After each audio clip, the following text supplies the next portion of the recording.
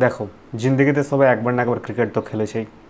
তো লাকিলি আমরা গ্রামের ছেলে, আমাদের কাছেও খেলার জন্য একটা বিশাল বড় মাঠ নেই। আমাদের রাস্তায় ক্রিকেট খেলতে হতো। আমাদের কাছে ক্রিকেট ব্যাট বলতে ছিল লোকের মাঠের বেড়া থেকে তুলে আনা বাঁশের খুঁটি, আর বল আমরা নিজেরাই কিনতাম, ওটা কারো খুলে আনতাম না। তো আমরা রাস্তায় ক্রিকেট খেলতাম।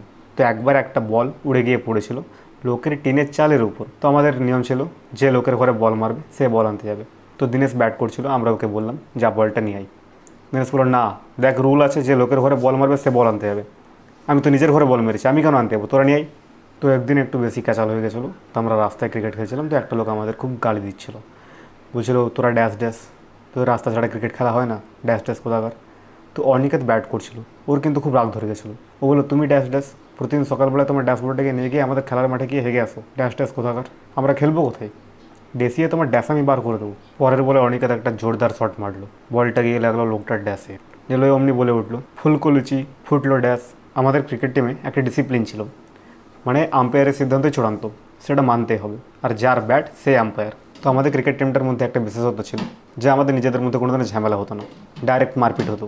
তো আমাদের ক্রিকেট টিমটাও আইপিএল টিমের থেকে কোনো অংশে কম ছিল না। আইপিএল টিমে যেমন একজন বিরাট কোহলি আছেন, তেমন আমাদের ক্রিকেট টিমে একজন খুদে কোহলি আছে।